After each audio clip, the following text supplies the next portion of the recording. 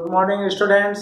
मेरा नाम है Shiv Prasad Gupta, associate professor ABST government girls college Bundi, Kota university Kota के सिलेबस के अनुसार बीकॉम पार्ट सेकंड के एबीएसटी विषय के सेकंड पेपर कॉस्ट अकाउंटिंग के टॉपिक ऑपरेटिंग कॉस्टिंग परिचालन लागत लेखांकन की चर्चा कर रहा हूँ। परिचालन लागत लेखांकन एक सेवा प्रदान करने वाले उद्योगों पर लागू होता है जहाँ कई माल ढोने की सुविधा है या यात्रियों को एक स्थान से दूसरे स्थान पर यात्रियों को ले जाने की सुविधा है या कोई चिकित्सालय की सुविधा है या फिर कहीं विद्युत उत्पादन है या कहीं होटल किराए पर देने का है। इस प्रकार से यात्रियों को होटल किराए पर देने का है। इस तरीके से अलग अलग इसमें कॉस्टिंग एरिया है कि ट्रांसपोर्ट कॉस्टिंग है या इलेक्ट्रिसिटी कॉस्टिंग है, होटल कॉस्टिंग है। उसी के अंतर्गत सबसे पहले ट्रांसपोर्ट कॉस्टिंग के अंतर्गत हम एक ऑपरेटिंग कॉस्ट स्टेटमेंट बनाते हैं। ऑपरेटिंग कॉस्ट स्टेटमेंट तो format of operating cost statement है। तो इस ऑपरेटिंग कॉस्ट स्टेटमेंट को हम एक निश्चित अवधि के लिए बना सकते हैं कि 1 महीने के लिए, 3 महीने के लिए, जो भी हमारा हमने अवधि निर्धारित की उसके हिसाब से बनता है। तो operating cost statement for the month या for the period ended on, हम ऊपर डेट लगा देंगे और फिर विभिन्न खर्चों का और आमदनी के हिसाब से हम प्रॉफिट याद करेंगे। तो समस्त खर्चों को हम 3 भागों में बांटते हैं। ए स्टैंडिंग चार्जेज यानी कि स्थायी खर्चे, बी मेंटेनेंस चार्जेज जो कि मेंटेनेंस के खर्चे हैं, अनुरक्षण के खर्चे हैं, और तीसरे हैं रनिंग चार्जेज यानी कि ऑपरेटिंग चार्जेज जो वास्तव में रनिंग के दौरान खर्च होते हैं। कोई भी व्हीकल चलता है उसकी रनिंग के दौरान खर्च होते हैं। तो ये रनिंग एक्सपेंसेज है, वेरिएबल एक्सपेंसेज है। मेंटेनेंस एक्सपेंसेज में सेमी वेरिएबल एक्सपेंसेज आते हैं, कुछ हिस्सा स्थायी भी हो सकता है, कुछ वेरिएबल भी हो सकता है। और स्टैंडिंग चार्जेस सब स्थायी खर्चे हैं, फिक्स्ड चार्जेज हैं, ये सब अवधि के हिसाब से लगते हैं। अब हम 1 महीने के खर्चे को लेते हैं तो 1 महीने का हम एक्चुअल लिख लेते हैं।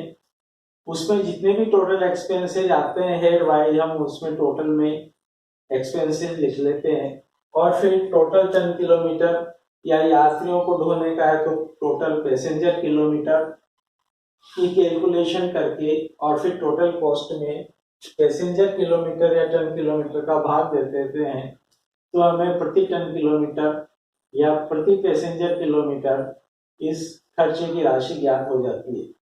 तो जो स्टैंडिंग चार्जेज हैं उनको हम यहाँ सभी खर्चों को इकट्ठा करके टोटल कर देते हैं और पर टन किलोमीटर हम निकाल देते हैं। ऐसे मेंटेनेंस चार्जेज का निकाल देते हैं और रनिंग चार्जेज का हम निकाल देते हैं।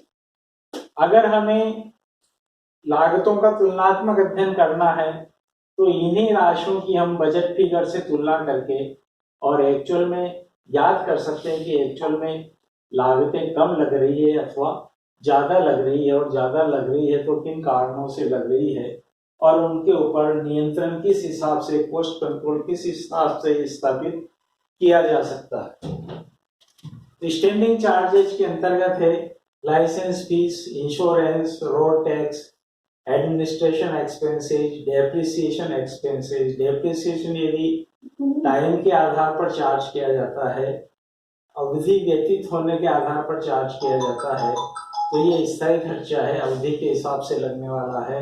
और इंटरेस्ट ये भी अवधि के हिसाब से लगते हैं, 1 महीने के या साल भर के। तो जो भी अवधि हमने ऊपर ली है उसी हिसाब से उस एक निश्चित अवधि के हम स्टैंडिंग चार्जेज हेड वाइज यहाँ लिख के टोटल करके और पर टन किलोमीटर याद कर सकते हैं। मेंटेनेंस चार्जेज के अंतर्गत garage expenses, repairs and overhauling, oiling and servicing, spare parts and component जो भी चेंज होते हैं तो ये सब इनका मेंटेनेंस किया जाता है। ये सब गाड़ी के अंदर के खर्चे हैं, गाड़ी के अंदर लगाए जाते हैं। और फिर ये रनिंग चार्जेज हैं।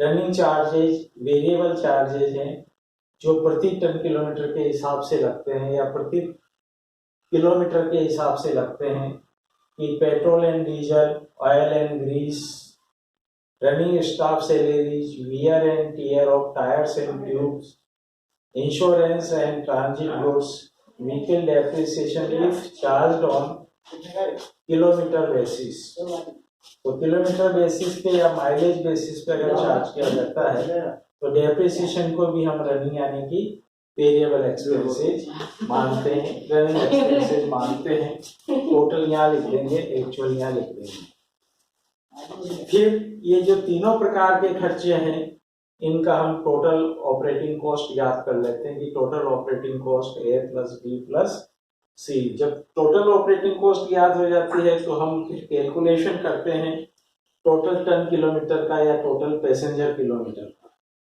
तो इसके ज्ञात करने के दो तरीके हैं, एब्सोल्यूट टन किलोमीटर और कॉमर्शियल टन किलोमीटर। तो कोई भी एक विधि अपना करके, जो भी हमें क्वेश्चन में दिए है, कोई भी एक विधि अपना करके टोटल टन किलोमीटर या पैसेंजर किलोमीटर ज्ञात कर लेते हैं। तो ये टोटल कॉस्ट हो गई, ये टोटल टन किलोमीटर हो गए। तो अब हम ज्ञात कर सकते हैं अगला step, cost per tonne kilometre या पर पैसेंजर किलोमीटर।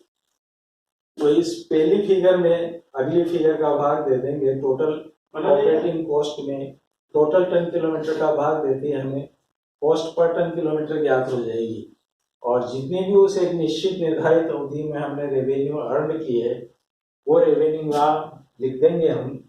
तो इस रेवेन्यू में से टोटल ऑपरेटिंग कॉस्ट घटाने के बाद यानी कि जी स्टेज में से बी स्टेज घटाने के बाद हमें नेट प्रॉफिट ज्ञात हो जाएगा।